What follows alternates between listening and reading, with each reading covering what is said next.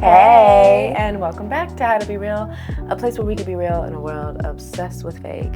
I am Tasha B. I am an actor, a filmmaker, a writer, and creator that is slightly regretting my last-minute holiday shopping idea, plan, lack of a plan. Hey, we've all been there. I do it every year. Look, and every year it just sneaks back up on you, Same. Every year I'm like, it's not gonna be that bad, and every year I'm like, you know what? It is. It's not that bad. A little bit. And I'm Tay. I am a creative producer, lover of all things wellness, and your favorite local yogi who is now going to be teaching some non-heated yoga. Yes, finally. Okay, sometime soon. I'll keep y'all updated. And after we get that out the way, I say, how you doing, Tay? I'm hanging in there, girl. This end of the year has really been kicking me around a little bit. Yeah?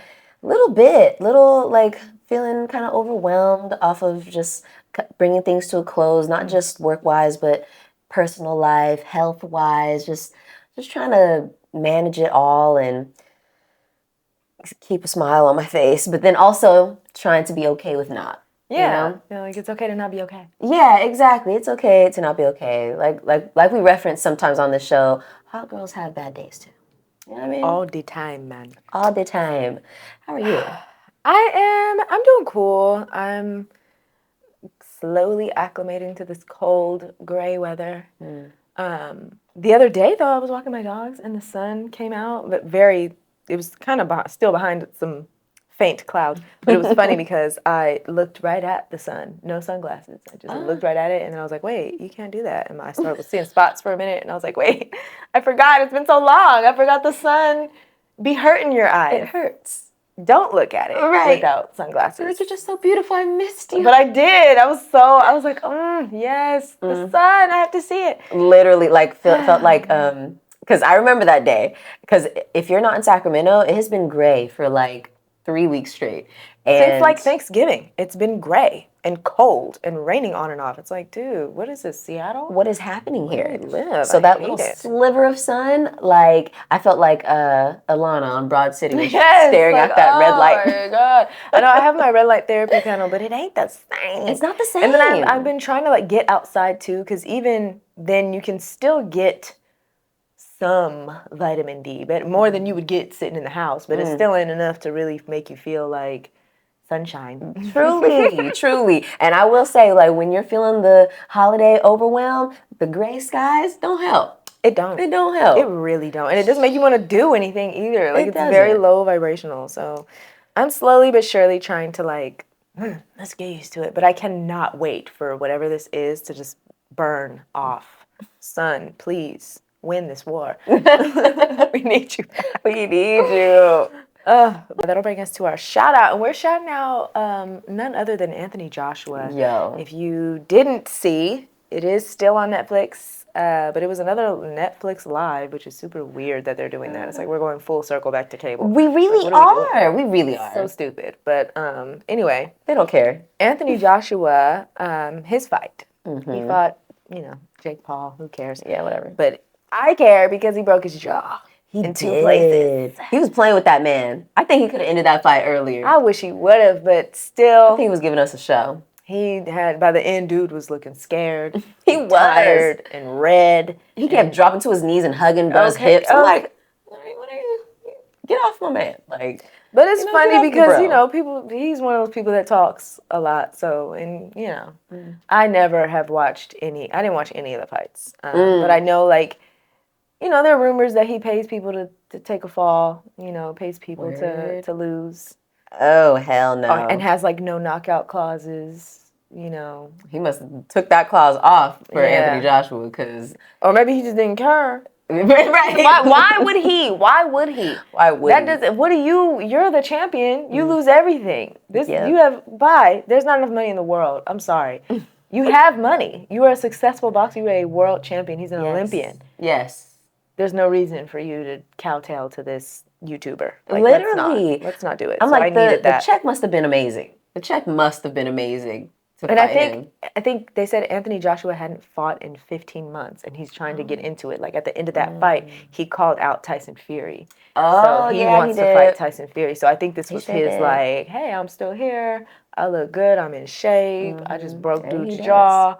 Who wants it? So A lot of people said, we want it. AJ, we want it. have you seen those daddy? Yeah. The videos like, oh my God, y'all I have seen can't. those. I'm like, The women are worse than the men. For real. Somebody throw some water on them. Get the hose. Girl, go touch grass. No. Yeah. But I'm not mad at you, girl, because, you know, that's a tall drink of water. Bringing us to our 3 realists. In other news. Our 3 realists. Bringing us to our 3 realists. What are 3 hobbies or skills we want to dive into in the new year? Tay, what you got first? Okay, so first, speaking of circling back, tennis. I really That's want true. to, You have said that. you know, I really want to dabble back in. I used to take tennis lessons. Oh, I didn't know that. I did, like, in middle school. Okay. And me and my bestie at the time, she had been playing tennis like the whole time. And it was more so of a thing where, you know, we were together all the time anyways. So her mom was like, telling my mom, you should just come and do tennis. Yeah. And it was so much fun. And I actually got pretty good. Like, I was playing, like, we were doing tournaments. It was really fun. And then I think the next year I decided to do another sport. So I did track instead. And, Okay, you know. But I've been, you know, I don't know, the pipeline from, I guess, like, young tennis to new tennis. Or, no. From, like, gym or yoga, Pilates, tennis. I don't know. Oh, okay. Yeah, at least it ain't pickleball. Sure. Yeah, I don't really care. I'm not a fan of pickleball. I don't really care, Personally. but you want to play tennis with me? I would love to. There's tennis courts down the street at Howe Park, too. Period. You just need rackets. See? Okay. Then And balls, obviously. Facts. Okay, so circling the blocks of that. Yeah. Circling the blocks of that. Okay. The next thing is I have so many effing recipes saved to my Instagram. So many. I have a whole folder of just recipes. And I would like to get through some of those. You know, I would like to. I have made a few, but I feel like I've made all like ones that are pretty quick and easy. You know what I mean? I haven't gotten the ones that have the big, intense recipe list. Yeah. Because usually when I'm looking at my Instagram for ideas, it's just like, I just need something else. Right. I just need something to make for dinner like tonight. Exactly. With what I have on hand. Like, I don't want to have to go to the Preferably. store. Yeah, preferably. So I would like to do that. I would like to try some more recipes and take a page out of your book and maybe even dabble in a little bake situation. Yes, girl. You know? Yes. Because everyone has their things that they like to bake. Like some people are like cookie people. Some people are, you know, cake people, pie people. So it's like, try a little bit of everything, you know? And baking, it's really, really, really fun. The only thing that I will say about things, because I really like making cakes, the only reason I don't make as many cakes is because it's like, what am I going to do with all this cake? Yeah. Like, I can't eat. Like, I just made one, and I don't even think we've eaten all of it. But we don't waste it. I think there's, like, maybe, like, 1 or 1.5 pieces left. That's reasonable. You know what I mean? Like, between me, my mom, Dell, we kind of eat it. And I try not to do it too often. You know what I mean? Just only so much cake you can eat. But I love making cakes. Yeah. It's so fun. And I think it's a cool... And it's rewarding. Exactly. And it's a cool opportunity to, like, when you do, like you said, maybe you have too much, and then you become known as, like, a super generous person who everywhere you go, you just always have a sweet treat. Yep. You know what I mean? Oh, here you go. Here's some cookies. Like, and they're like, oh my gosh, thank you so some much. lemon bars. Yeah. That's what I want. I just had extra and I don't want to eat them all. Yeah. And I want to be generous at the same time. Right. I want to be generous and I don't want to waste it. Because it is generous. Yeah. I put my heart into these and they're delicious. You're going to love them. And then my last thing is I would like to do more creating content for my business.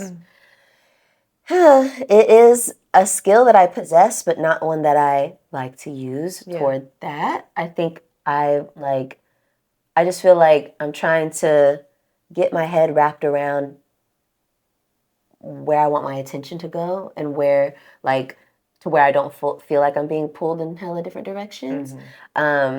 So I'm still trying to think. I'm like, I would at least love to map out what I would like to create or like certain ideas because I have so much shit that I'm just sitting on, you know, that I have not shared just because I'm like, oh, I feel like I need to edit this or da-da-da. And it's like, bitch, if you don't post that shit, just post that shit. Yeah. So anyway, so that's my last thing. I like it. I like it. I feel similarly where I think I sent it to you, or maybe I sent it to the How to Be Real page, and it was this dude who was like, if you don't just take that phone out and yap, and I feel like that content for me would be easy, and I feel like I'm pretty funny, and I feel like it would be a good way to kind of show my humor.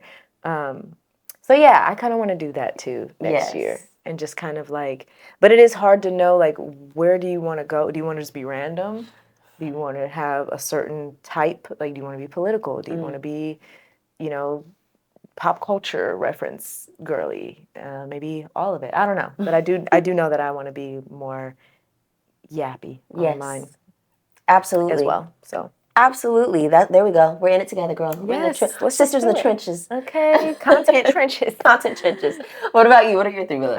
Well, first and foremost, Pilates instructor training. Q1, gonna get that done. Yes, you are.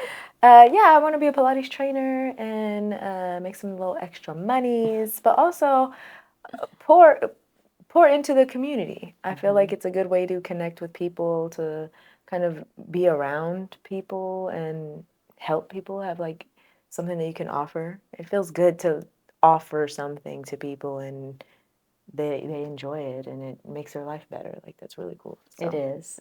You're gonna be a great Pilates teacher. I already know. Yay, I'm excited to learn. And I also want to visit more national parks. I've been to Yosemite. For my birthday, I'm going to the Redwood National Park. I think I've been twice, but I haven't been, like, definitely not in my adult life on my own. But yeah, I want to go to more national parks. Like, somewhere I've always wanted to go since I was a kid was the Grand Canyon. And I've never been. But I really want to go. So yeah, more national parks, especially because California has a lot and they're really beautiful. Like, if you haven't been to Yosemite, go. Come on. It's literally like, it looks fake. Like, it's so beautiful. Breathtaking views everywhere. Your neck's gonna be hurt looking at everything. Yes. And then my last one is I want to do more sewing. Like, I know how to hand sew and I'm more like, mending things hand sewing wise, but I want to get a sewing machine eventually and start like sewing patterns. And I also want to learn how to crochet. I love the look of crochet stuff. Like, crochet, I have a bunch of crochet purses. I have a few crochet shirts, and I want to learn how to crochet because I can make myself like a crochet cardigan. Like, that'd be so cute. Wait. You're gonna make yourself and me and you. I will. And what I like about like being able to like do that is like, even with my mending, like, something is, seam burst or ripped, there's a hole in it, and I mend it, like, it has this look to it where it's like, it definitely does not look store-bought anymore. It has like a little love, a little, what do you call it, character to it. It has wabi-sabi. Yes. It's cute. It has its own little personality now. Like, it's marked. It's mine. And to where it's like, if I had mended this jacket, you'd know it was yours because you'd be like, oh wait, there's that little spot. That was a hole, but got mended up. And it just feels good because I feel like the culture is like, consume. Oh, that button fell off, throw the whole thing away and get a new one. When really you could totally sew the button back on. It's totally fine. And that's like how it used to be. Yep. And it totally can be like that. It can totally be like that. We can buy quality things and fix them when they get broken. So for me, I'm, one of the people I want to get better at sewing and, learn how to crochet. Yes. Oh, girl, see, you're keeping these traditions alive. And then feeling like creating something, like being a consumer, like even being, somebody made a post and was like, we used to be customers and now we're consumers. Oh. Damn, blew our shit up. Because words do matter. That's true. Because consumer is like, you're just consuming everything. Not a customer. Yeah, I just, I feel like I just see a vacuum. Yeah. That switch was weird, wasn't it? It was. And then you see, like, everyone's been talking about how the cost of things are going up, but the quality is going down. Yeah. And then people are wondering why certain places are going out of business. You're wondering why no one's buying your stuff, why no one wants to do this anymore. The quality is shit, and the price is astronomical. Why would I do this? Why would I do this? You know, that's really interesting. That brings up a really good point. I watched this video of a woman who was talking about the difference between that, like people who, let's say, go viral and now all of a sudden you see them selling shirts with like their trending tag, like I got merch. Yeah, exactly. Oh, demure, whatever. Just as an example of something. Yeah. But then she used an example of this man. Oh my gosh, I wish I remembered his name because Black man makes beautiful purses, and he had been going to this really like high end kind of like, the best word I can think of it is like flea market, but it's not a flea market, like a market. Like a market, yeah. Yeah, and selling his bags constantly all the time, and then one day somebody like filmed it and he went viral on there, and his bags just like blew up. But he like is a true craftsman. Yeah. Like you're somebody who's been doing this and it's high quality things. Yes. Exactly. And so just because he went viral and things, he didn't start making hella more bags and selling all his bags. He was like, all right, thanks you guys for buying all my bags offline or whatever, but y'all gonna have to catch it when they're ready at the next season. And the cool part is people don't realize that really does breed exclusivity.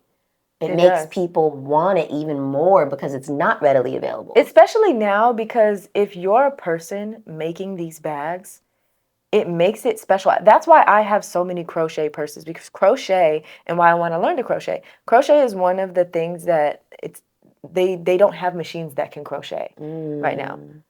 And so if something is crochet, you know it was handmade. And so that's why it's the price. It's worth the price because somebody made this. And I also like it because if you get something that's crochet, you will see a little spot where it might have a little imperfection there. And I like that. I like the character, you know. So shout out to that bag maker, because I like, in the age of AI and, you know, extremely manufactured things that are from countries that we've never been to, or sometimes never even heard of, with labor that is questionable, if not completely immoral, completely unethical.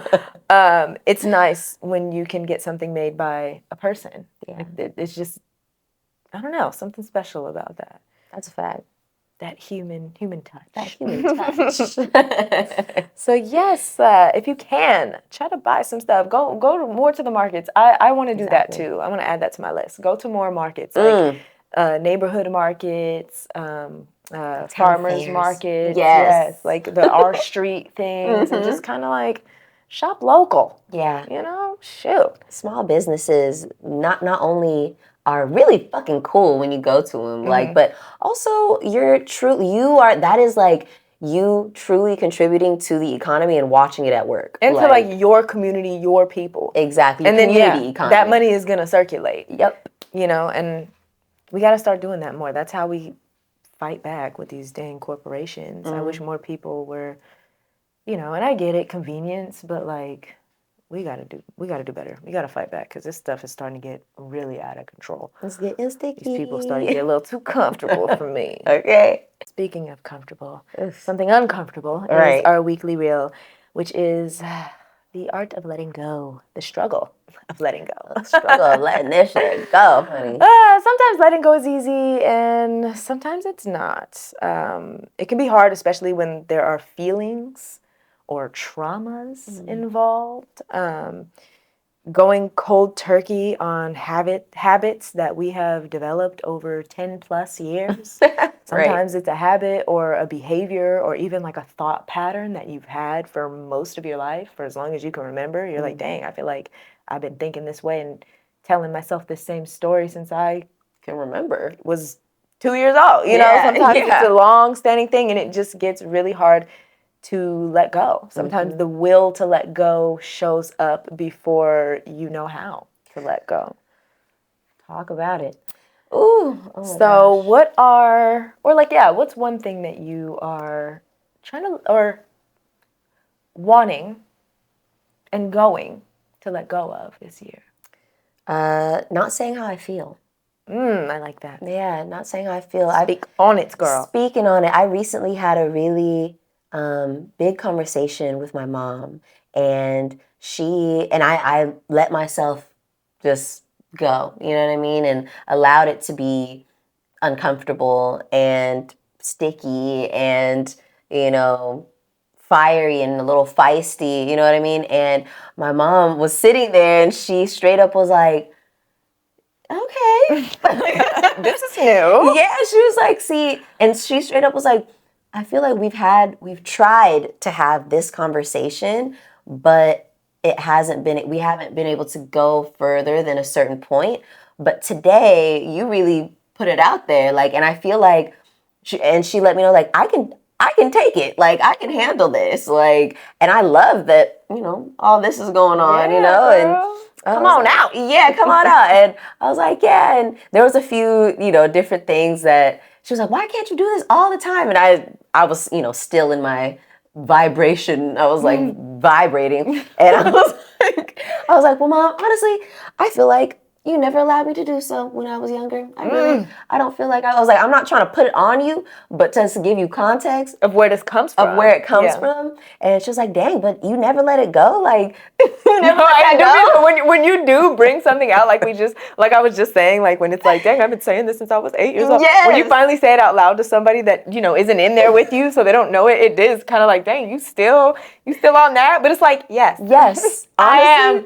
Sorry, it's been in there this whole time. It's been ingrained in me. I only learned it when I was fucking 3. Like, and then you didn't even know that you learned it. Yeah. Until like someone asked you, where did you learn that? I don't know. And that didn't happen until like 5 years ago when I started therapy. You gotta go to the sunken place to figure it out. Where is it? Exactly. So I think that's a really, really big one. And I loved that I was able to, I've been tapping into it a lot more, but it really is, because it is something so deeply ingrained, it really is something I have to like try to do. Yeah. My default is to, okay, and just thumbs up. Everything's fine. No worries. Meanwhile, I am worried. I am very worried. I have deep feelings and deep thoughts, and I think that has a lot to do with like, I've shared on the pod a few times that I experienced like little struggles with my gallbladder and things, and that is the liver, the gallbladder, the spleen are all organs that are organs of like that hold anger. If they start feeling achy and things, anger, things unsaid, like held feelings and resentment. But if you release it, your liver and your gallbladder and your spleen can work together for opening up new doors, like different, like unlocked chambers within your body. Like, and so I think, yes, there's physical things that contribute, but it's also mental things and things that have gone unsaid. And I'm like, I'm not taking that into this new year. I'm not doing it. I'm letting it go. Period, friend. Let it out. I'm letting it go. I'm letting it out. It's not yours. Exactly. I like it. What about you, my friend? What's something that you're letting go? For me, gosh, it feels so basic to say, but like the need to be validated externally by specifically, because it's not like I need it from randos and even just associates, but from like those close to me, like, my husband, my mom, you sometimes. It's like needing that, like, oh no, you're not tripping. Yeah, that makes sense. Oh yeah, your feelings are cool. I hear that. Or like it's almost like I needed someone to agree with my thoughts, my feelings, my ideas before I could actually agree with them myself. And it was just like this weird thing to where it's like, now don't get me wrong, it's great when people can validate you. It's great when people can agree. It's great when people can uplift what it is I'm doing or saying or creating, but letting go of the like need for that, because it stopped me from doing things that it's like if I could have let this go sooner, I could have done so many things years ago. But this thing was like stopping me, and it wasn't the people, it's not to put that on them at all. It's just me wanting to look a certain way to these people and for them to see me a certain way, and finally letting go of that, of just like, for one, I don't know how you see me. I can't even control that. Like, literally, I could be the best version of myself and you might still see me as low down, dirty, nothing. Yeah. And what does it change? It's not a damn thing. What does it change? And then, what does it change if it's the opposite? I'm at my absolute worst and you see me as doing great. What good does that do me? Not Because I'm down bad. But you think I'm doing amazing. I don't like that either. So it's like, it really has to be a thing where it's like, it doesn't matter. It doesn't matter. I love y'all, but it don't matter. Yeah. It don't. So definitely leaving that behind. Yes, release it. Ooh. And it's so crazy because it's like these things that it takes so much effort to even know what you want to release, number one, to know that it's something that needs to be dropped because it's hindering your growth in a way. To me, it's like admitting it.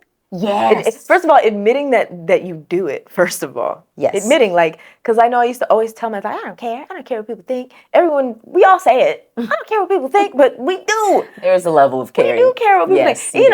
And it's on some level we should, right? That's why we're not farting in public, just anywhere loudly, because you do care. You don't want to be seen. Can't speak for the yogis, though. At least you hope it's going to be quiet. Or I like to hope that those people are like, uh-oh. Right. When it happens, like, oops, oh no. Yikes, I wasn't trying to do that. It wasn't intentional. But, that's why we're not doing certain things in certain places. And yes, on some level, decorum, you know what I mean? But when it comes to just how our lives look and what we do, how we express ourselves, like you were saying earlier, the way we're dressing, the way we're doing our hair, like, that should not be controlled by what someone else thinks of you or might think, because we don't even know what people are thinking. Like, that's like the thing. So admitting that first, of like, dang, I do need external validation too much. I need to not. I gotta stop. Ooh. That's a tough place to get to. I think sometimes you could tell that it's hitting a spot if you feel like you have to be defensive against it. Even in your own thoughts. Even in your own had a thought where yes. Like, no. Now I'm sitting here making a case. And it's just like, why are you making a case? It's just us. It's just us. Oh, it's just us. For me, therapy does something like that too, because I don't know if this has ever happened to you in therapy, where my therapist might say something, ask a question, whatever, that hits that, and I might go, well, I don't know if and it's like, you know what? It's totally fine if that doesn't resonate. We can move on. And then you move on, but then that's stuck, just buzzing in the session, and you're like, was that? Do I need external validation? Do I need it? The next day you're doing dishes, just right. Doing dishes, like, wait, external. You know what? And then at some point you're like, something happens, a conversation with somebody that you feel away, like, why do I feel this way? What am I doing? Oh, I did need some validation. I did need some external validation. Why did I need that? Oh God, she was right. She knew, she read me. Yes. Shit. Honestly, and that's why I fuck with therapy, because it really is like holding up a mirror. It really is. You are facing you, bro. Sometimes you're like, hey, I knew it. I knew I wasn't tripping. And sometimes you're like, uh-oh. Oh, turn that mirror on. That's how I look? Something close to my need for external validation, and I just wrote a Substack piece about this, is the need to be understood. Like, oh my gosh, I don't know what belief I had, who gave me this, who whispered this in my little baby ears when I was a baby, but I just thought that if I worked hard enough, if I explained enough, if I... what do we call that? If I displayed, I was gonna say presented, yeah, the evidence enough that the people, specifically my family, would understand me. They'll understand. Like, oh, we get it. You'll get it. And tough pill to swallow, babe. No, I thought like, oh, once I get married, then they'll see that this is the type of person I am. Oh, once I start doing this, and no. Like, that's just Tasha married. They'll Tasha doing that. They'll still see whatever they want to some see. version of you that's in their mind. Mm-hmm. You don't even know that version of you. I ain't even you. But to them, it's you. Yeah. And back to that, we don't know. We don't. We can never know, and it's really none of our business. Mm-hmm. So for me, but it was like devastating that people couldn't understand. You know, it was devastating to me. Like, how can you not see? Like, I'm this.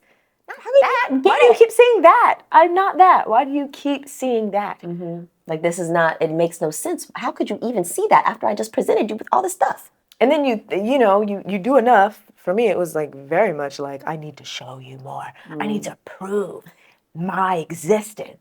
I need to validate.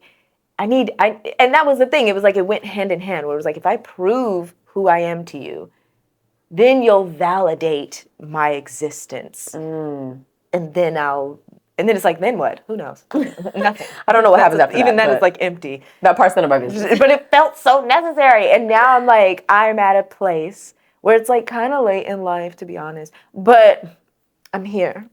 Period. Where I'm like, you know what? No. Actually, now I'm going to be one of those people, one of those annoying people that, you know, I used to think these people were like, no one understands me. You know, you get online, like, no one understands me. I'm a complicated person. Like, I would not talk like that about myself because, and I think the reason why I wouldn't is because I wanted people to understand me. So I don't want to be this person. But now I'm just like, no, I do have to admit that, like most people don't understand. You're not going to get it. You're not going to get it. And some people might. Maybe. Some people do. I feel like that's rare, though. Like, when people actually get you. When they get you. That's rare. Like, honestly, I feel like you get me because I was telling Dale. I was like, me and Tay were having like a serious conversation and I quoted Shrek. And she didn't be like, girl, what? But Shrek does say better out than in. And Tay she was getting started. And I was like, girl, get it out. like Shrek says, better out than in. And she was like, you know what? You right. Yeah. And the conversation just kept going. Because you get it. I do. The girls that get it. You know a gym when there's a gym. It don't matter if it was Shrek. It doesn't matter. Or Donkey. Okay? The truth is the truth. The truth is the truth. Period. Sometimes we need those simple devices to help us see the truth. Yes. To help us hear it. Break it down. Make it plain. Make it plain. All right? So, yeah. I definitely, I feel like stressing myself out over things I can't control. Whew, Tay. And that's control. It's a big one. I know we've talked about this. I think it kind of comes up. These are things that sometimes we struggle with. We should do an episode for recovering control freaks. Yes. Because I feel like that's I would describe myself as that. Like, I'm in recovery, okay? I'm trying. And you know, I feel like I think I get stuck because sometimes I think, oh, I don't think I need to be in control. I go with the flow. And then there's something that happens that requires me to go with the flow. And I'm like, holding on to something like, I don't like this. Chrissy, wake up. Like, So, and then I'm like, again, ending up kind of where I'm recovering from now, in recovery mode now, where it's like, I was feeling so much of things were just weighing so heavy on me because I feel like there were certain things that were just like everything was a whirlwind of out of my control. And I just kept taking it on the back, taking it on the neck, taking it on the shoulder, taking it on the chin. And I'm like, why do I feel like this? Why do I feel like I'm getting beat up? I feel like I just got hit by Anthony Joshua. Like, what's happening? Like, is my jaw broken? In two places? Literally. And it was like, no, girl, you over here trying to hang on to something and like use your walking sticks to walk against the wind. You know what I mean? Instead of just putting on a jacket and rolling with it. Yeah. So I'm gonna be honest. I feel like that is something that I kind of recently came into awareness about. So I don't even know if I'm fully prepared to let that go in 2026. I want to, and I like talking about it to make it feel like, okay, it's out loud, and now I have somebody to be like, hey, how's it going? You did say. You holding on to? Yeah, you did say, exactly. And so I think that, you know, we're going to get into this a little bit, but about like the process of what letting go can look like. I think with this particular thing, I'm still in the very early stages of just awareness. Yeah. You know? Yeah. And that's like the most important step, really. Yeah. Because they say that's step one to fixing something is being like, this is a problem. Mm-hmm. This is a problem. Can you say that problem out loud? Can you say that problem to somebody else? That too. Saying it out loud to yourself, writing it down in your journal is That's one thing, one but thing. saying it to somebody else, and you're saying it to the All of audience. y'all. The real ones. The real ones, but y'all are real ones, so I know you have my back. It's a safe I know you're not, space. You're good. You're safe. You're not judging me. Got you. I hope. And if you are, that's none of my business. It ain't. Okay? I'm letting that go. Can't do nothing about it. Right. So I have a question for you. What do you feel like makes letting go hard? For me, attachments. Something I was going to talk about is shrinking and like telling myself that something's going to be hard and putting limiting beliefs on myself and feeling like I have to chase things and force things because it's so hard. It's hard, so I have to act like it's hard.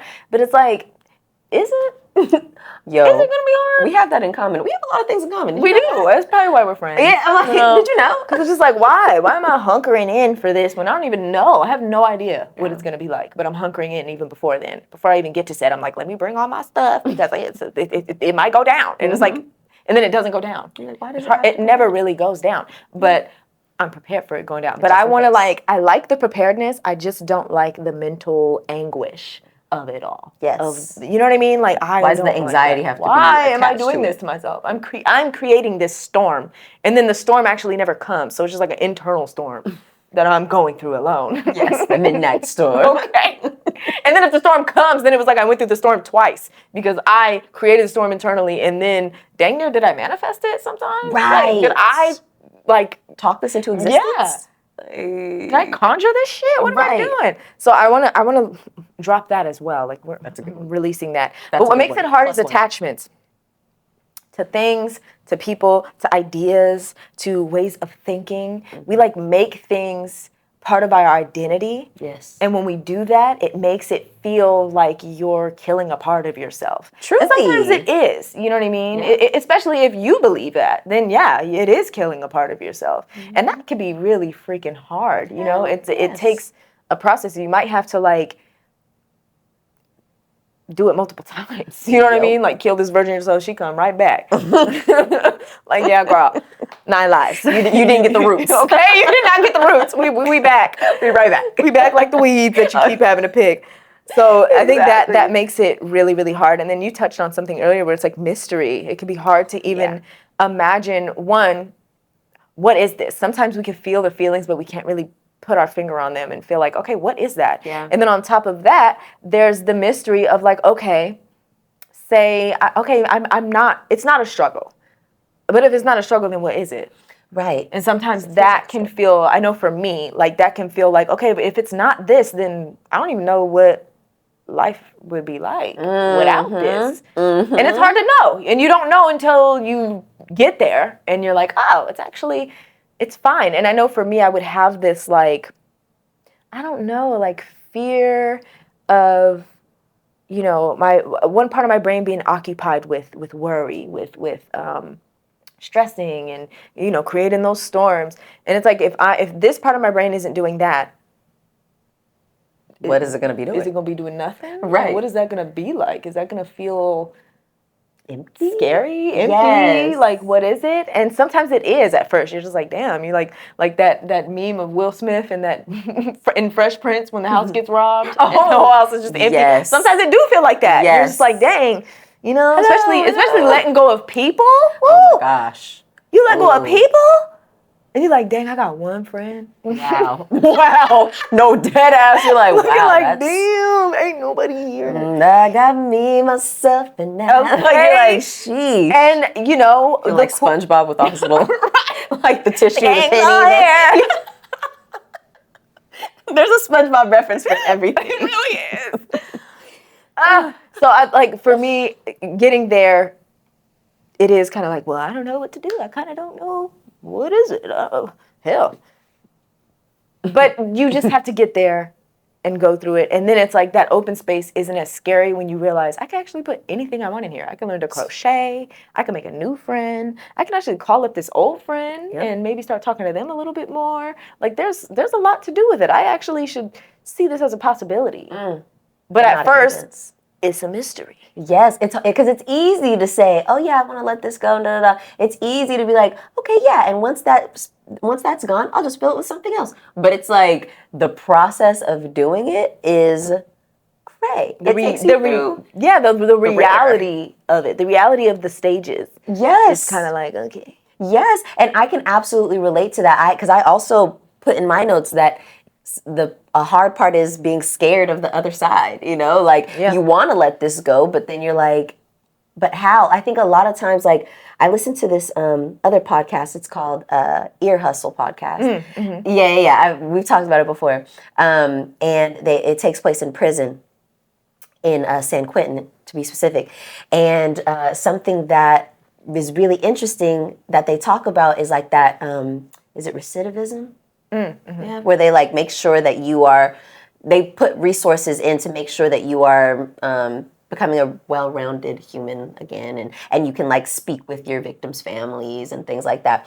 And something that they also share that is a struggle is it's like the reason why a lot of people come back into the prison or can't finish that recidivism program is because they are like, this has been my entire life. Yeah. Who am I without this? And also too, once I don't know, I literally don't know what to do. I literally have no idea what that next step is. Okay, yeah, I said my problems. I said my issues and I said what I struggle with. But I literally have never seen it done before, have never seen anybody in my life successfully let something go. Therefore, I have no idea what that even looks like for them, let alone for me. Yeah. And number 3, I don't know what resources I can use to make it easier, to make the process easier. And I feel like that all is like a package, is what comes with being scared of the other side. Yeah. You know what I mean? So I think I agree with you. That is one of the hardest parts. And then, of course, the grieving process, because you're like, this was me. This was me, and now it's part of yourself you gotta kill. Yeah, even if it was a terrible, terrible, terrible part of you, it's like, but it allowed you to get to where you were today. Mm-hmm. That's all you've ever known. So it's like, I want to quickly say, you're allowed to grieve a part of you that you feel was bad. You're even allowed to grieve a person that was absolutely horrible to you. Yes, absolutely. And you don't talk to them anymore. You are allowed to grieve that because that's still loss, you know? Even if it is you cutting the cord, it's still okay to be like, oh my God, like I wish I wouldn't have had to do that. You know, I did have love for this person. It's okay to acknowledge those feelings because you're right, there is a lot of grief with it. I feel like all growth really, there's so much grief in it because even if you're not, even if you're not actively telling yourself like, oh, I gotta kill this version of myself, when you grow into a new version of yourself, there is a version of you that just kind of falls off. It kind of dies, maybe fades into the background and is like, go ahead, girl. Yeah. You did it. You go. I'm staying here.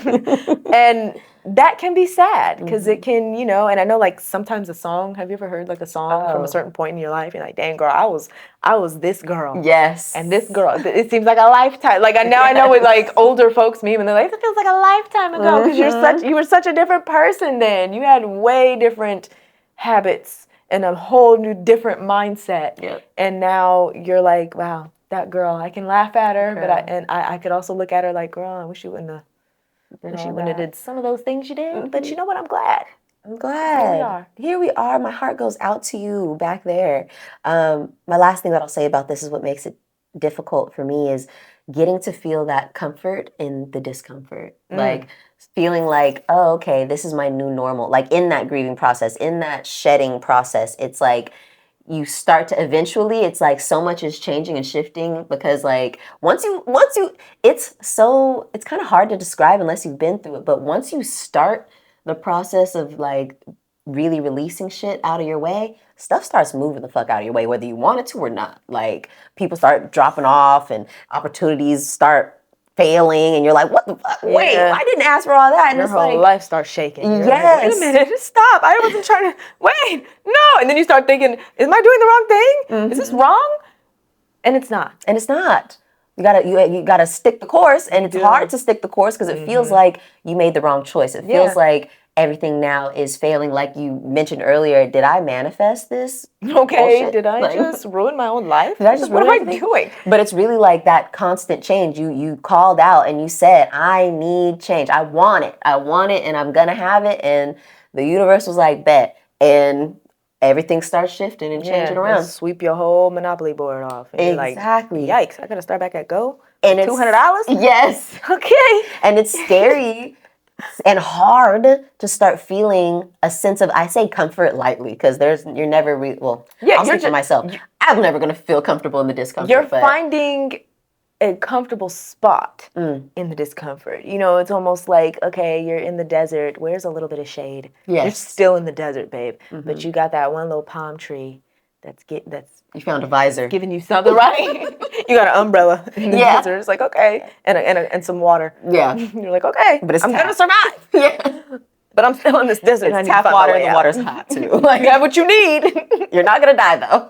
You're not going to die. But you definitely want out that desert. Yes. Absolutely. My last thing that I will say that makes it hard is being hard on ourselves. This is something that I really, really used to really, really struggle with. Now I can catch myself in those times and just be like, yeah, you know, like sometimes with my like, oh my God, I'm going through this and I'm just such a da-da-da-da, and I'm, you know, say a bunch of mean stuff about me. Like, whoa, you're being really hard on yourself right now.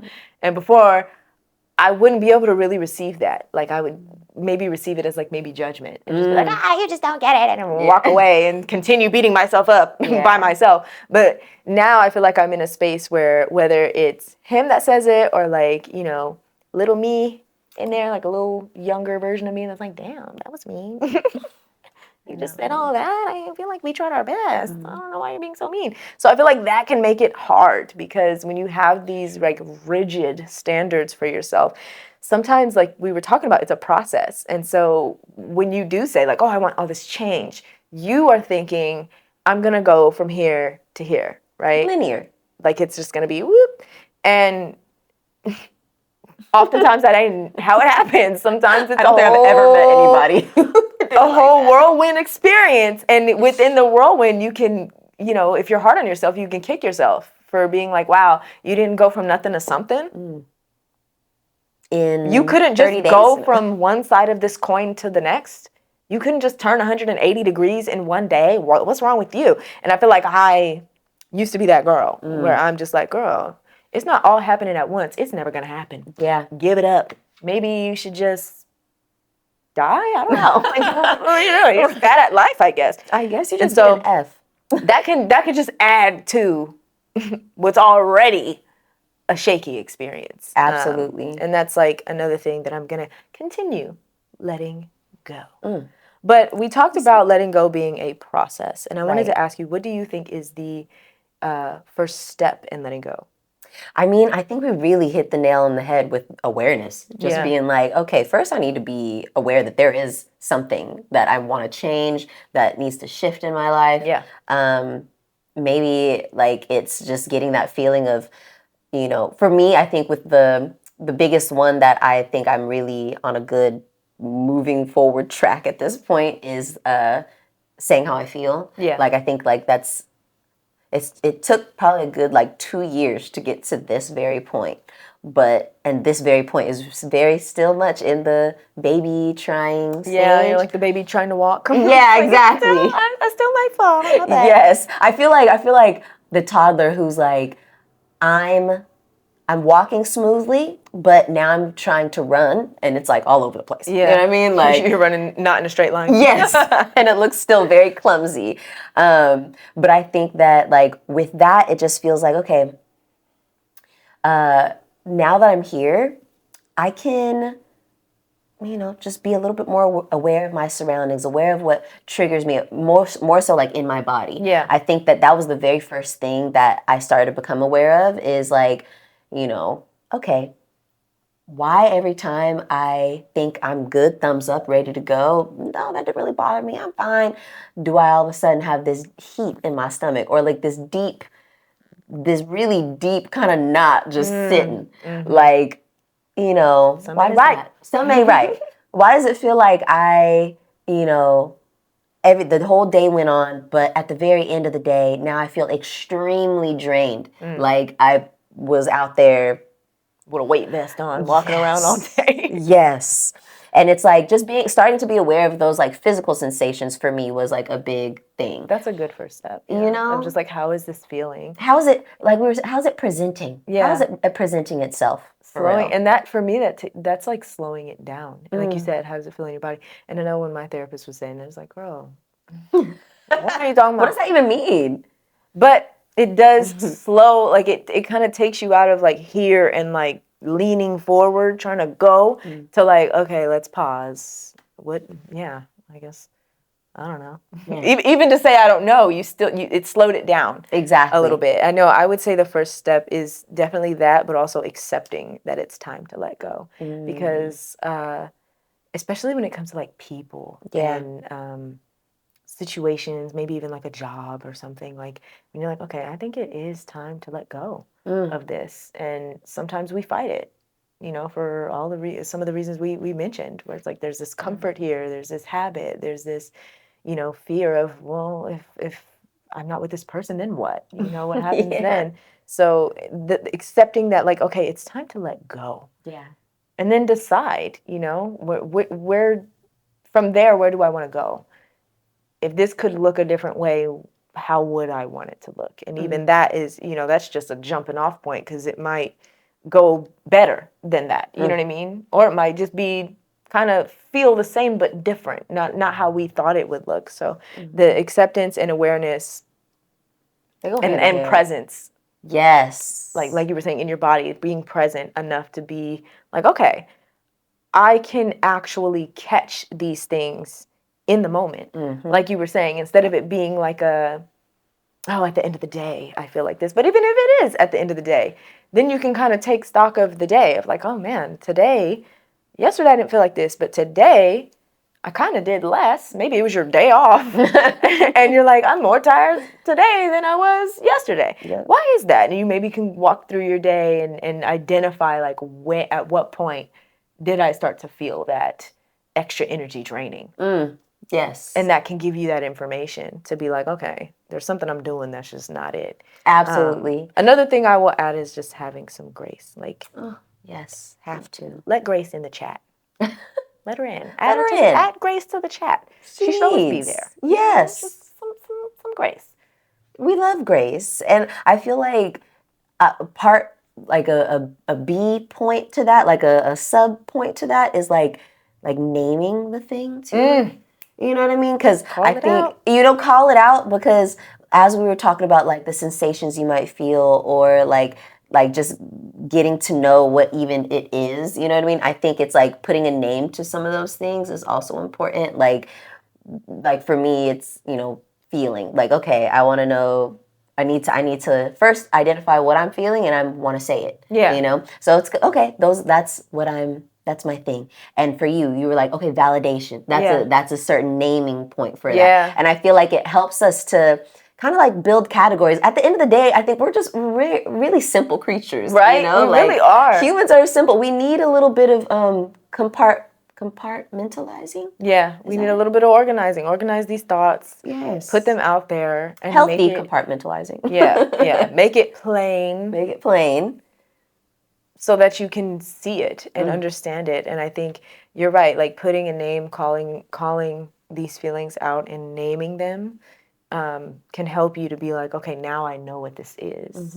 And now I know that I don't like it. And I know that I want to let it go. Maybe it's a person's name. Steve. All right. Now that was Steve. That was Steve. I could feel Steve brewing up on the side here. I got to let Steve go. Time for Steve to go. And, you know, as we have said already a few times here, letting go, it is a process. Yeah. And sometimes it'll be easy, sometimes it'll be hard, but we are valid either way.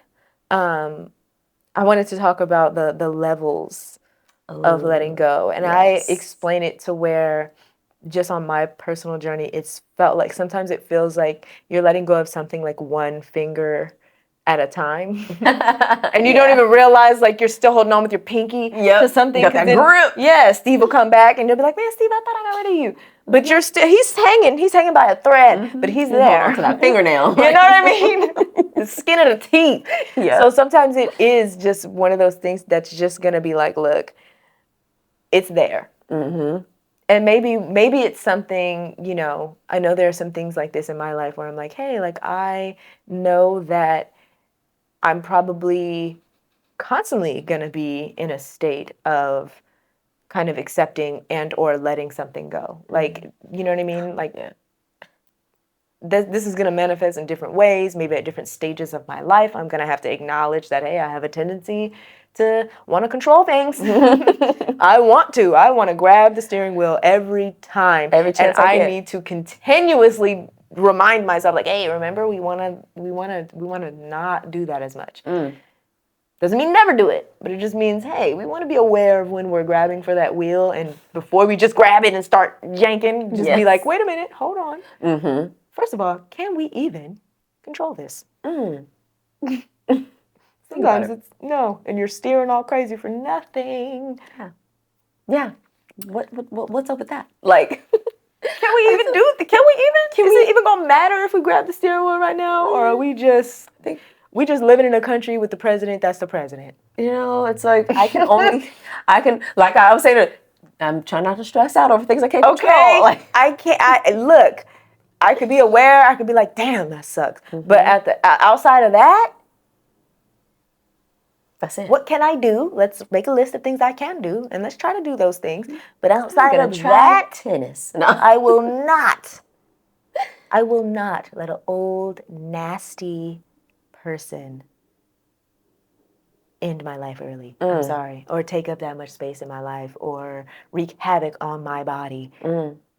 When you don't know me. Yeah. I don't know you. Mm-hmm. Why? Yes. Something else I will say a level is like, I know that something that has helped me and that is helping me through some of the things I'm working to let go is having, because it's like we know, setting an intention of how you want this new life to look, this new level to look. So having vision, I guess, would be an easy way to say that, because it's like, it's easy, or let me not say easy, because that's not true. It's one thing to say, hey, I know what I want to let go. I'm going to work on letting that go. And hopefully my life will be all the better for it after. But also using vision to say, okay, what do I want it to look like after that's gone? Yeah. You know, like what am I looking to, like you were saying about that empty space? What would I like to fill up that space? Yeah. If I could choose anything in the world, what would it be? Yeah. You know, I think that that's also a level of it as well, because it's like, okay, yes, a lot of energy goes into shedding and moving and all the things, but it's like it should also, a portion of energy also, I think, really needs to go into being open to all the new things that can come in. Yeah, you know? Yeah, I think that's a shift, because I would see the emptiness before as just straight up loss. Yeah. And so I think after grief is a great way, or a great place to put that, to where it's like, okay, there's, an intention, but sometimes, like I said earlier, like, we don't even know what, it's like, what can this look? I have no idea. I don't know even where to start as far as, what would fit here or what I could put here. And you almost don't know. Like, you have to empty the room and then be like, well, okay. Chair would look good here. You know what I mean? Like, maybe I can invite so-and-so over. Maybe they'll know what to do, you know? So yeah, I think that after we grieve and accept the fact that, like, dang, stuff is empty now, then we can get to the point of being like, okay, well, there's possibility here. Yeah. Because, the stages of grief are like, first we're denying. Yeah. Then we're pissed. Then we're just sad and depressed. Yeah. But then we get to acceptance and we're like, okay, this is my new reality. Yep. And then can come the like, let me be open to what I could. Let me start tapping into this imagination. Let me plug stuff in and see what I like. Yeah. And then you do kind of get that, like, as a recovering control freak, that is where we thrive. When we start thinking about, like, what's in here and what's in here, what goes in here, what gets to stay here, what goes in here and what gets to stay here. We're in full control of that. Yes. So that's like, if we could take control freak version of yourself and put them somewhere, keep them in here. And be like, girl, everything in here, you get to, I'm gonna let you decide. Somebody makes some snide sideways comment, you're in control. What should we do? Should we say something? Should we walk off? Should we just give them a look? And being able to, like, and being able to trust that decision as well, I think is also a good, I don't know where it would fall in the levels, but I know it would be somewhere. Somebody in class, in yoga class, I was taking a class, and they said, trust your inner wisdom. You know, like, we were going all these different places, and she was like, trust your body's inner wisdom to make whatever posture like your own, you know? And I really enjoyed just that phrasing of it, because it was like, yeah, there's so much things. We're born into this world with a lot of fucking wisdom that's just ingrained in us. Things that maybe we've forgotten over time. Yeah. And it's not about, sometimes, a lot of the times I will say, it's not about learning something. It's about remembering something. Yeah. Oh my God. Yeah. When I wrote my Substack about, you know, letting go of, you know, the need to be understood, I spoke about there was a time when I was little that I knew who I was, and I knew that the people around me were misunderstanding me. Like, I knew that I knew and they didn't. And then somewhere along the lines in, like, adolescence, I quieted that knowing and completely leaned into other people's knowing of me, or lack of knowing of me, and, you know, completely put that power outside of me. Yeah. And it went from, you know, hey, you know who you are, they're wrong, to, like, I don't know, like, this is what they think of you and you need to prove otherwise. Right. Not you know who you are. And then it just got to where, like, hey, maybe they're right. Maybe they're right about me. And now I'm living this life that is totally disconnected from who I am and what I, you know, my own truth, my own wisdom. It's so disconnected that now you know, you get to the point you look around at your life, you're like, damn, this sucks. I don't like any of this shit. Who is this? You're right. I didn't make any of these choices with me in mind. Yeah. And, you know, it's weird because it's like it did come full circle to, like, girl, you always knew. You always knew. You always knew. You knew when you were a baby, you knew who you were. You don't know nothing about nothing, but you know about you. That little confident baby is in this little, like, super hoarded room. Like, room with just boxes and boxes of other people's stuff just sitting there like, I be knowing. But actually, I'm here. Yeah. I'm here whenever you want to get rid of this crap. I'm over here. You'll hear me. Yeah. And that was one of the things where it was like I let go of a lot of these things. And this was even before therapy, which, like, I look back and I'm like, I'm really proud of myself for getting there, because I, you know, ended up hitting rock bottom, and that's how I got there. I don't recommend it.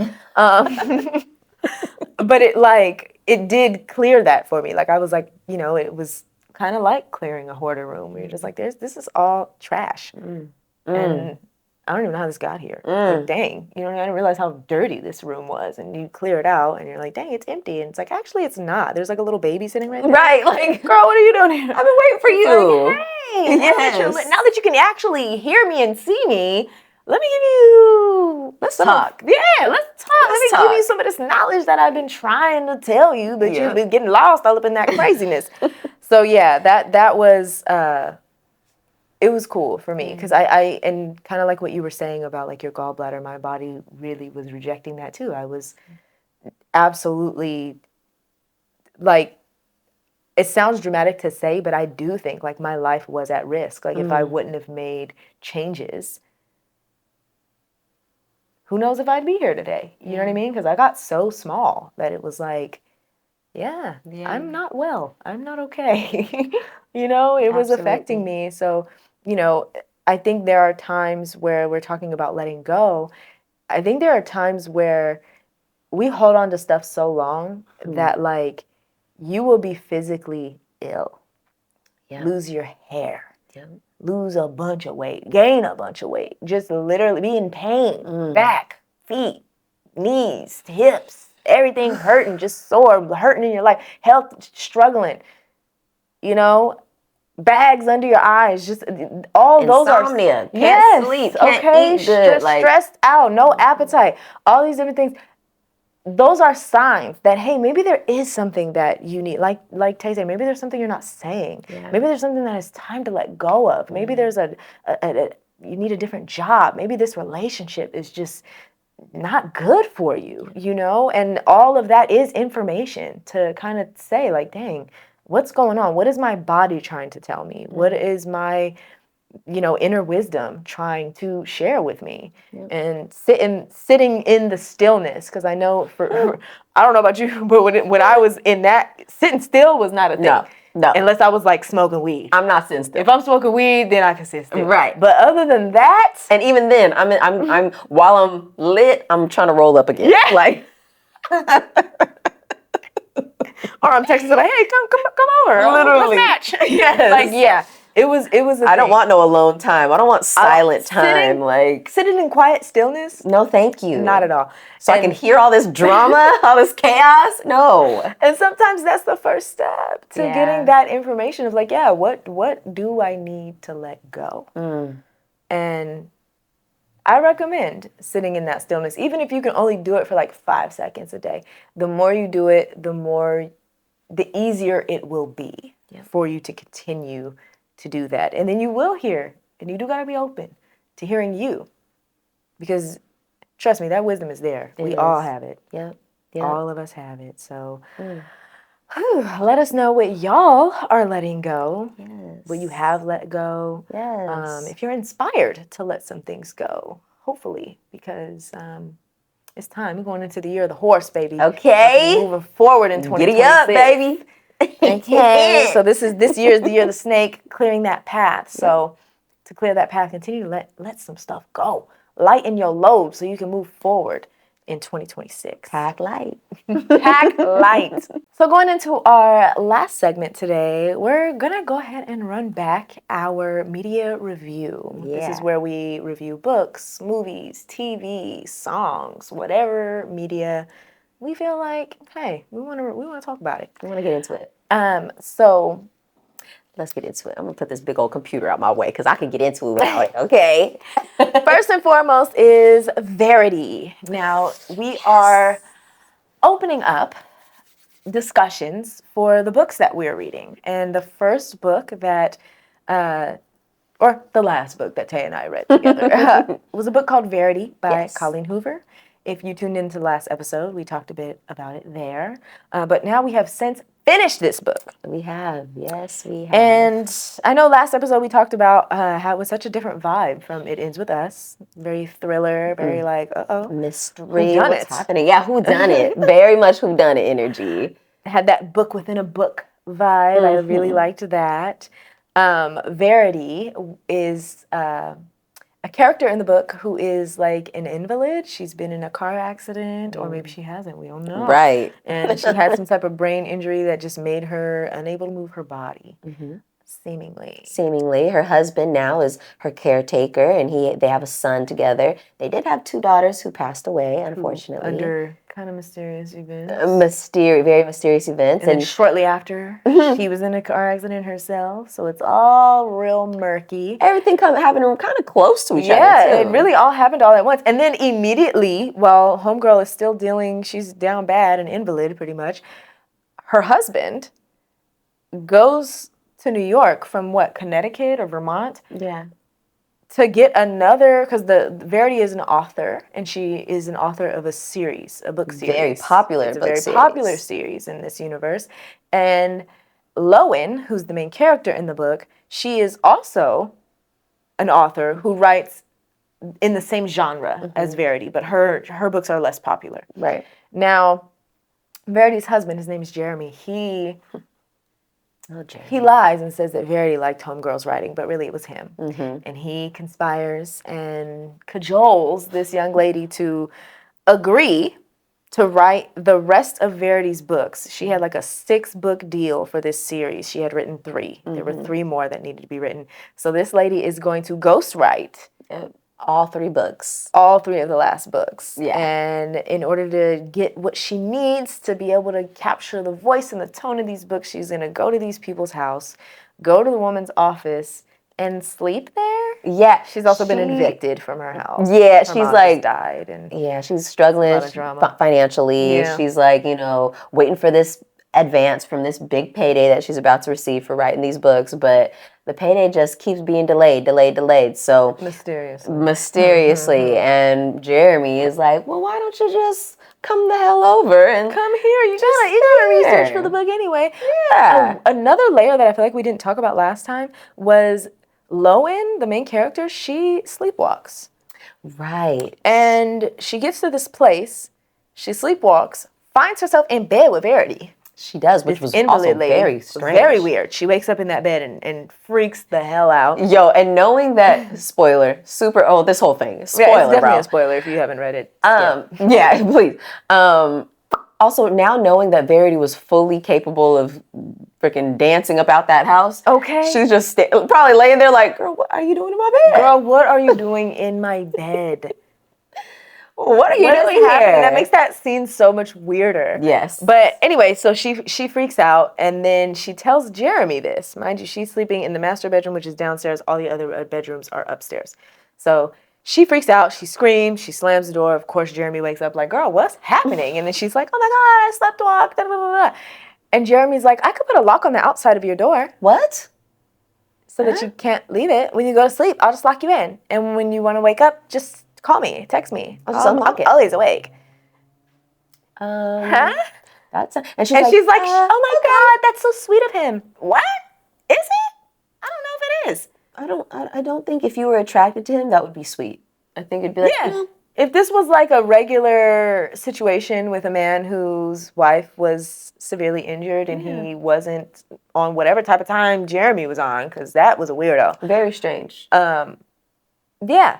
I feel like, why don't you put a lot, like 3 different locks on the inside of the door, and they have like, or like those little padlocks. I always wonder about sleepwalkers. Like, I was thinking, what if you put an alarm? They have those alarms where when you open the door, it goes, wee, wee, wee, wee, wee, wee, wee. Would that freak someone out if they're a sleepwalker to be woken up like that? Because that's what I was thinking. Like, put an alarm on it. When you open it, it'll wake you up. And you'll be like, oh, shit, I'm up. I'm doing too much. Or like, do some Home Alone shit. Put like a bucket of water on top. Something. That's what I'm thinking. Like some tripping hazards or something where you're like, oh, if you get up, you'll trip. But I was also thinking, like, what if you just like went to a hotel? Yeah, and she kept being like, I had so many moments where she keeps catching Verity doing some I'm not really paralyzed she's shit. She's about to have sex with this lady's husband on their couch. First of all, there's a 5-year-old in the house, and she's like, she's on the couch. Dude is on top of her, so she can see. He can't. His back is to the stairs, but she can see over his shoulder at the stairs, and she sees Verity, and she does the little Arthur meme where she balls up her fist, and it's like, and then goes back upstairs. She's like, runs away. God, Verity. And of course, by the time old boy turns around, she's gone. And he's like, you're tripping. And she's like, oh, maybe I am. Girl, what? Even if you are, I was reading the book, like, even if you are, girl, go to a hotel. And then you should not be tripping like this. No. If you're tripping, which I don't think you are. She wasn't. And she keeps being like... yeah, she wasn't.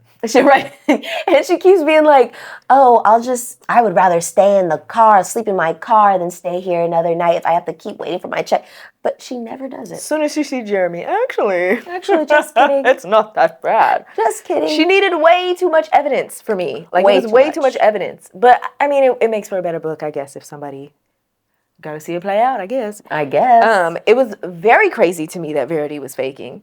Like, even though it's like you can see it coming, it's even more crazy because you're just like, girl, she had been faking it for like 2 months. So long. And also, how do you do that? Like, how do you pass like doctor's tests and People are changing your like bedpan / diaper. Right.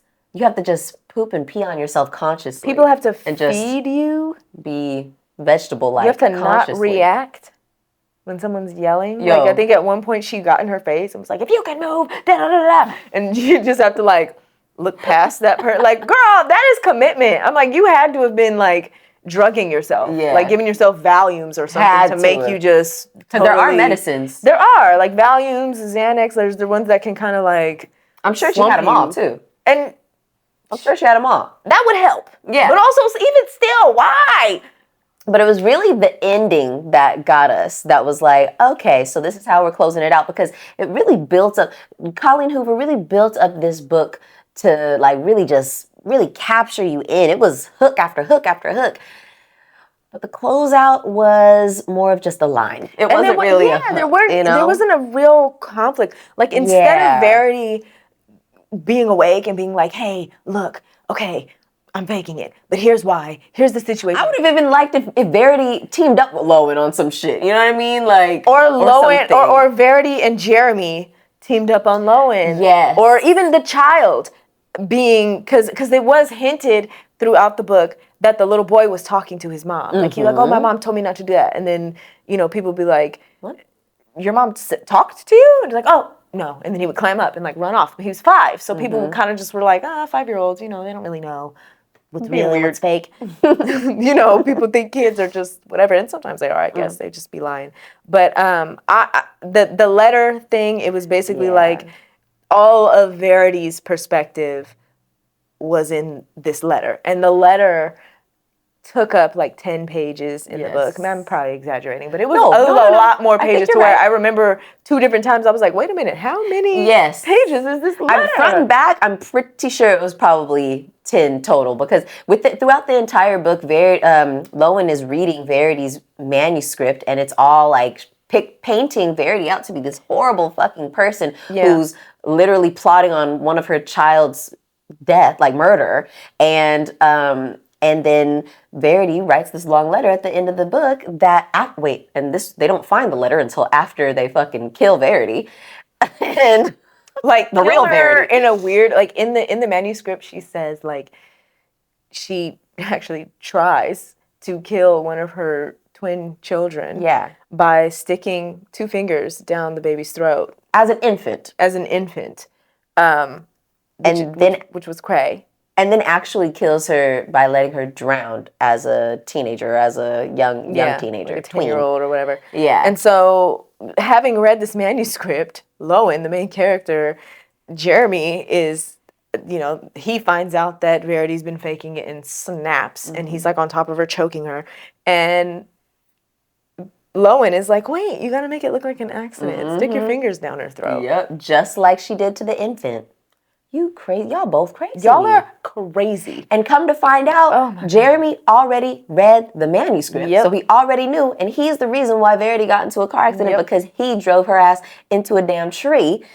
And so then it makes you think like, so Lowen wasn't telling you any new information, but because now you found out Verity was faking, you were like, oh no, bitch, you gotta die. That's why he snapped. Yeah, not because he thought that she killed the children, and maybe he didn't believe her, because her excuse for the manuscript that painted her out to be just like this really malignant narcissist was that her editor advised her to, hey, in order to get in this mindset, because they said it so many times throughout the book, she writes her books from the villain's perspective. The villain POV. And so if to really get good at that and embody that, you have to, she recommended her write her life story as a villain. Like, change your mindset instead of being like, oh, I was so happy he proposed, be like, oh my God, I hate this man, but I said yes anyway. Like, make yourself out to be,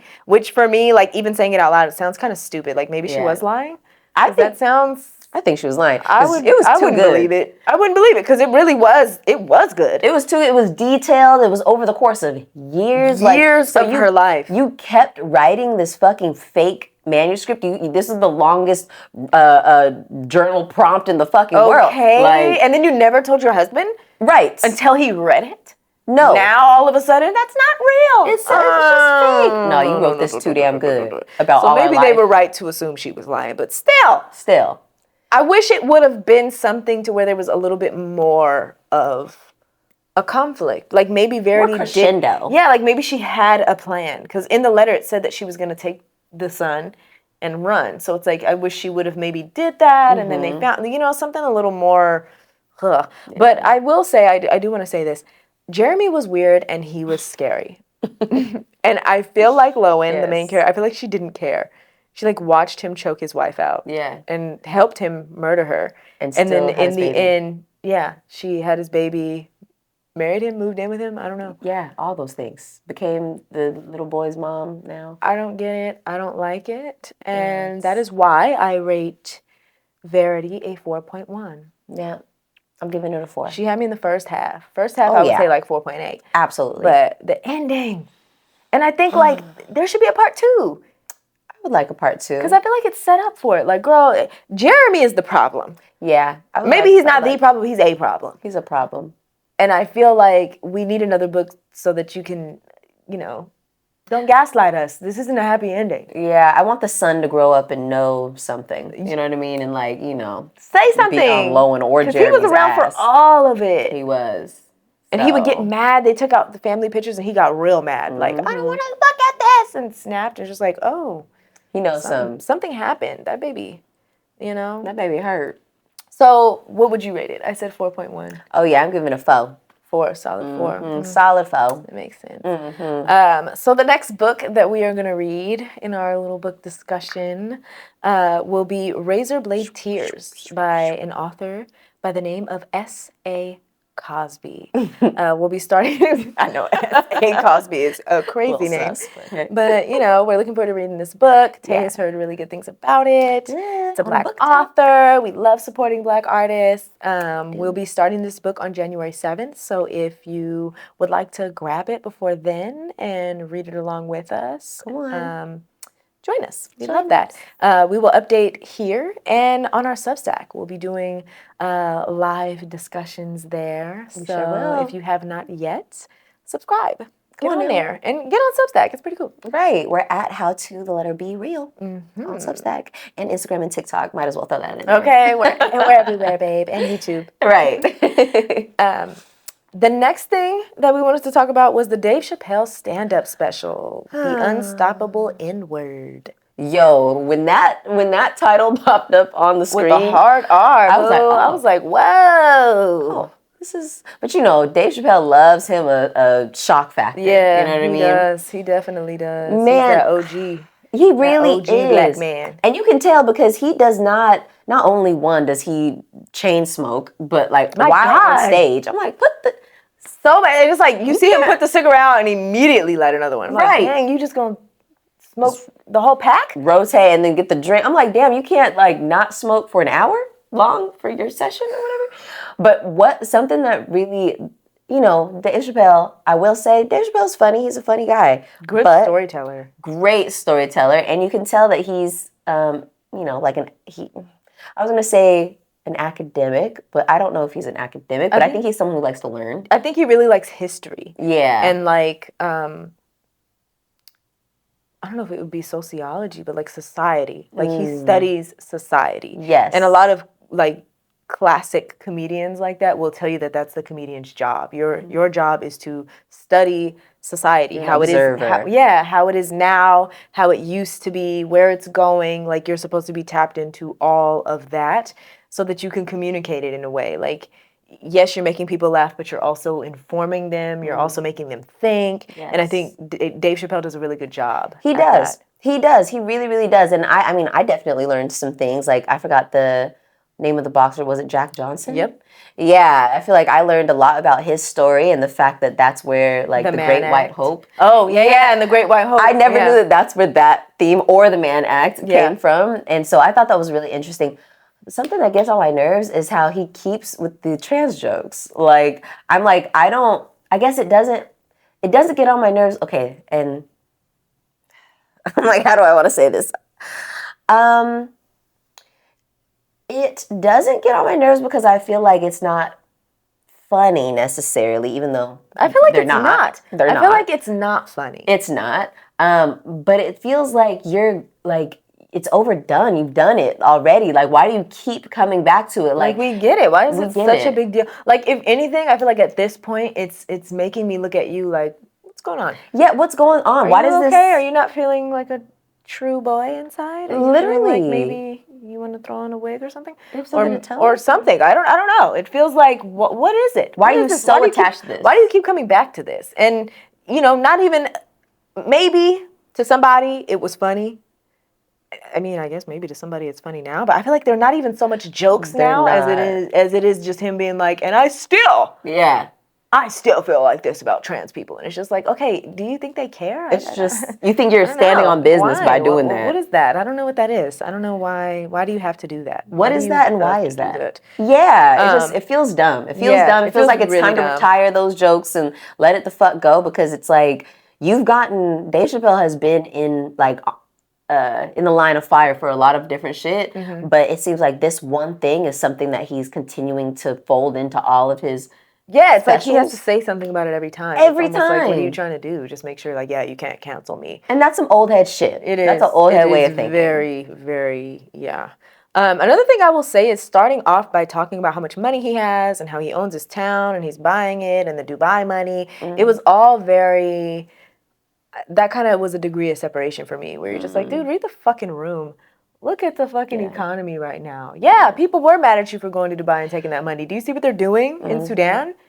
Do you see what's going on? Like, do you even pay attention? And I feel like you do, right? You're this informed person that knows where all the things are.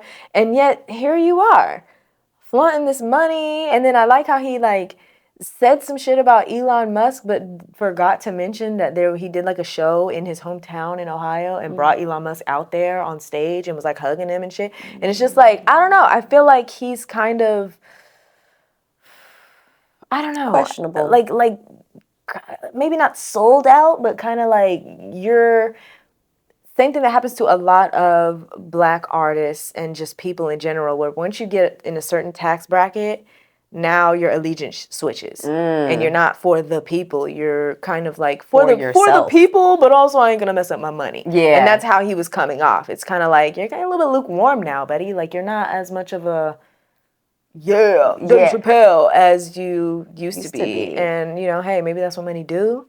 I guess the whole reason why people thought you were cool is because you said no to a deal that you were being offered when you had the Chappelle show, and you turned down a really large chunk of money because you didn't want to sacrifice this part of yourself, this morality, these ethics that you had. Exactly. And for me, seeing him with Elon Musk, especially at the time that it was really just so that was all for nothing? Or maybe you regretted it? You regretted it and came back and was like, yeah, if they offer me that shit again, I'm saying yes. Right. Maybe that's what he did, because I don't get it. With Elon Musk, with his talking about his friendship with Diddy. Yes, I wanted to talk about that. It felt like going to Saudi Arabia, all that shit is just why are you so standing on these things? Why are you standing on these things? For me, it was it felt like he was lightweight defending Diddy. It definitely did. Even with the whole Jack Johnson story, he was talking about the Mann Act and the originality, the origin of the Mann Act, which was Jack Johnson was a heavyweight champion of the world. Heavyweight champion. And before Jack Johnson, they did not let Black people compete, and for good reason. I mean, has there been a white heavyweight champion of the world in this country since? No. But Jack Johnson was the first Black one. And of course, they hated him for that. Yeah. Of course, he was beating up white dudes. And he even said, I don't know if this is true, Dave Chappelle said that Jack Johnson said, I don't fight Black fighters. I only beat up white fighters. And that's exactly what he was doing. And he liked white women. And of course, white people hated that. Yeah. And so they introduced the Mann Act and signed it into law and basically the Mann Act is you cannot take a woman across state lines for sexual activities.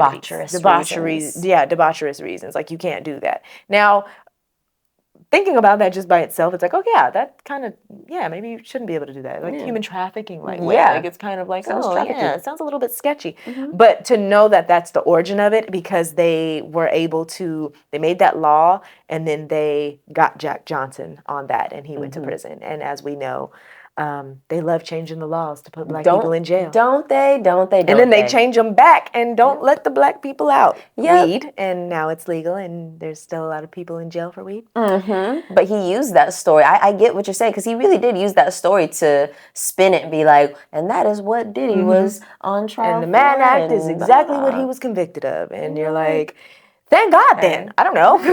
Right, dang, he shouldn't be. The origin was messed up, but I do think that Diddy should. And he was like, she should be checked. I think he was doing some crazy stuff. He's like, he beat Cassie's ass, but that's not what he's on trial for. And he did some crazy shit, and but that's not what he was on trial for. Okay, but I hate when people do fucking play with semantics. Like I get it. Like, you're talking about the law, and I understand. Like, you're trying to remind people, like, this is not what he went to jail for. Like, he shouldn't be, like, he was prosecuted and socially for something like that. But unfortunately, it happens like that. It happens. And if he's a bad fucking dude, then he does deserve whatever comes to him. And it sucks in this country because there is such a disparity with how black people are treated and how white people are treated in regards to the law and laws in this country. And so I do understand the sentiment of, oh my God, they do anything to break a black man down. I do agree with some of that sentiment, but some black men need to go down, bro. I'm sorry. A lot of just men. Just like there could be there's bad white people, bad black people. I think bad people come in all races.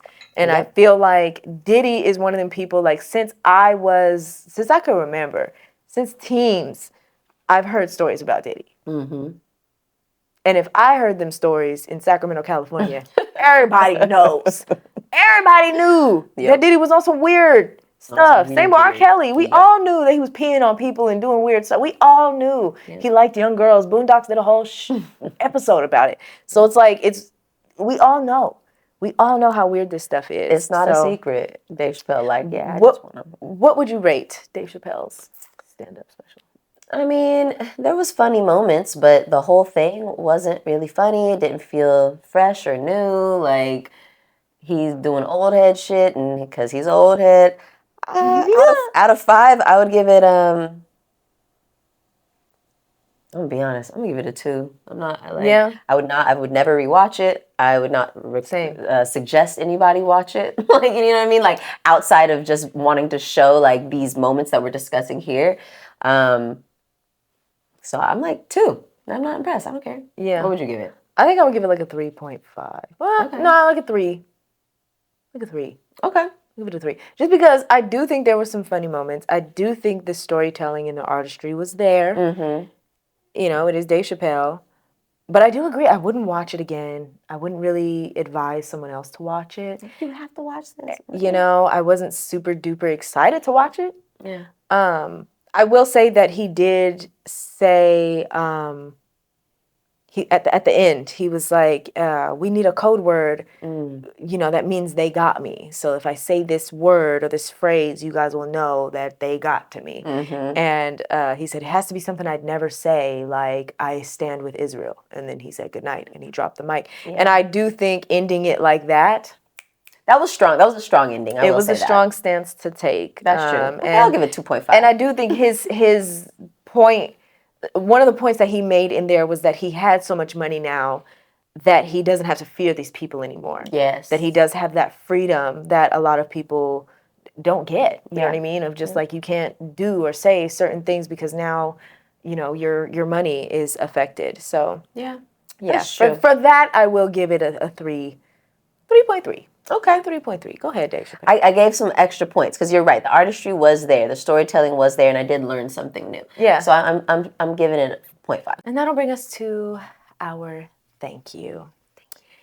And this thank you is for San Francisco. They are suing quote unquote big food, calling them the new big tobacco. They are suing Coke, PepsiCo, Nestle, General Mills, Kellogg, Kellanova, Kraft, Heinz, Mondelez, Mars, ConAgra, and maybe even a few more of these big corporate brands that we all know are putting a bunch of chemicals that we cannot pronounce, let alone read, because the font is so small sometimes. So tiny. For doing just that. I know I've seen a video a while back about a food scientist who was saying that, oh yeah, with the new, like, I forget what it's called, like, what's the Ozempic? What are those called? There's like a Fat loss? GLP-1 or Oh, something yes, like that. yes. Like with those, GLP-1s. they're trying to reformulate their foods to make them immune to the GLP-1s. Oh, hell no. To make them more addicted, because that's what they do. They make these foods addicting. They put stuff in there that make you crave more and more and want to eat the whole box, and they go get more. Like, it is literally something they are doing chemically to these foods to make them not only bad for us, but make us want to eat them. Habit forming. All for profit. Wow. So Like thank you, pigs. San Francisco, for suing them. This is going to be a landmark trial. Yes. I'm sure it will set a lot of precedents when they win. Okay. We're gonna manifest that. Thank you.